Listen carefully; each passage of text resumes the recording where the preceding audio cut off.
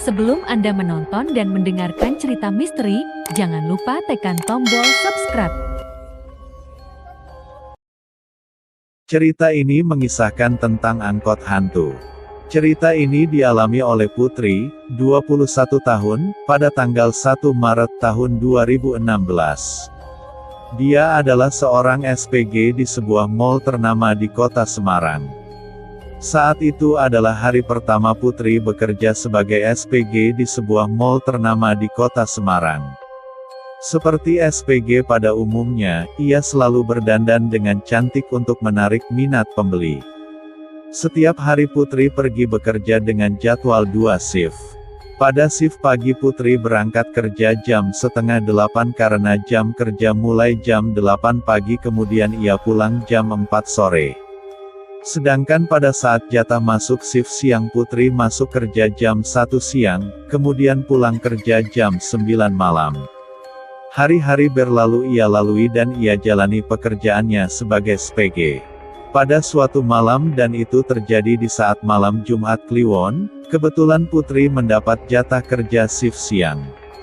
Karena hari itu cukup ramai maka toko tutup jam 10 malam, karena bos meminta supaya karyawan lembur 1 jam. Tidak terasa saat itu jam sudah menunjukkan pukul 10 malam. Putri terlihat sangat capek, mungkin Putri belum terbiasa dengan pekerjaan yang bertambah jam hingga jam 10 malam. Malam itu keadaan jalan di depan mall masih sangat ramai, banyak sekali kendaraan yang berlalu lalang di sekitar mall. Saat ia mau pulang, ada seorang pemuda yang juga teman seprofesinya menawarkan tumpangan, "Sudah malam, gak baik anak cewek pulang sendirian. Yuk aku antar," ujarnya. Namun dengan lembut Putri menolak tawaran itu, "Iya, lain kali ya. Saya naik angkot saja," jawab Putri. Dengan penuh ketulusan pemuda itu menjawab iya, tapi hati-hati ya di jalan, dan langsung pergi meninggalkan Putri. Malam itu Putri berdiri di tempat pemberhentian angkot seperti biasanya. Karena badan terasa capek, Putri tidak begitu memperdulikan jalan sekelilingnya yang kebetulan malam itu sudah mulai sepi. Yang ada di pikiran Putri hanya ingin segera pulang dan merebahkan punggungnya untuk tidur. Setelah menunggu beberapa saat tidak lama berselang sebuah angkot melintas dan berhenti di hadapan Putri. Tanpa pikir panjang Putri langsung naik dan duduk di kursi angkot. Saat itu ada 6 penumpang yang ada di dalam angkot, supir, Putri, dan 4 orang penumpang lain. Hawa di dalam angkot terasa sangat panas dan pengap, dan terkadang bebauan anyir dan busuk tercium. Seperti itulah yang dirasakan Putri. Selama dalam perjalanan, Putri terus menutup hidungnya karena semakin lama bau itu semakin menusuk. Anehnya, keempat penumpang yang lain hanya tertunduk tanpa ekspresi seolah tidak merasa terganggu dengan bau busuk itu. Putri merasakan ada sesuatu yang aneh dengan penumpang di situ, tapi karena merasa capek awalnya tidak begitu memperdulikan semua itu. Tapi bau amis dan busuk yang semakin menyengat rupanya cukup mengganggu indera penciuman Putri. Karena tidak tahan lagi dengan bebauan itu, Putri memutuskan untuk berhenti di tengah jalan. Setelah angkot tersebut berhenti, Putri bergegas keluar dan segera memberikan uang kepada sang supir. Tapi bukannya menerima uang, supir itu malah menolaknya, "Tidak usah. Maaf atas ketidaknyamanan angkot saya.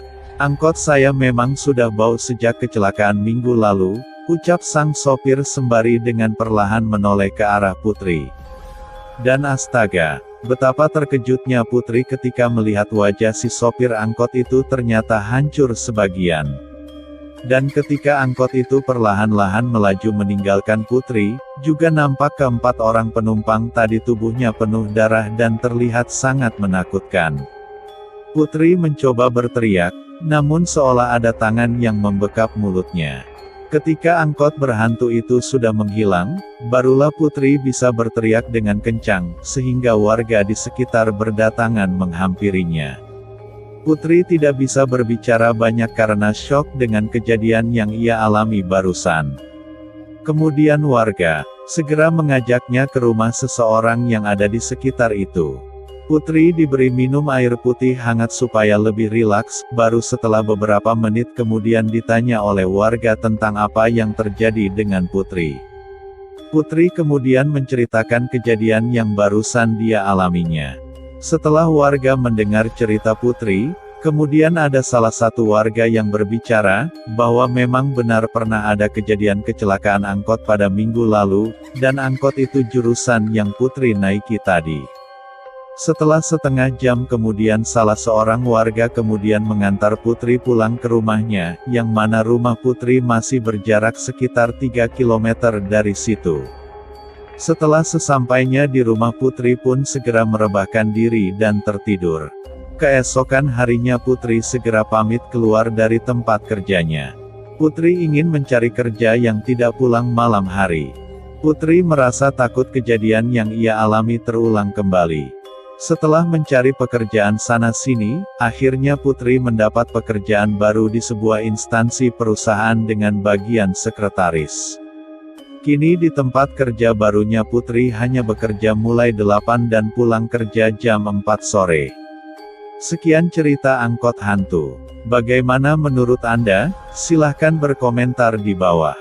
Dan jangan lupa tekan tombol subscribe agar tidak ketinggalan video terbaru cerita misteri yang lebih seram lainnya.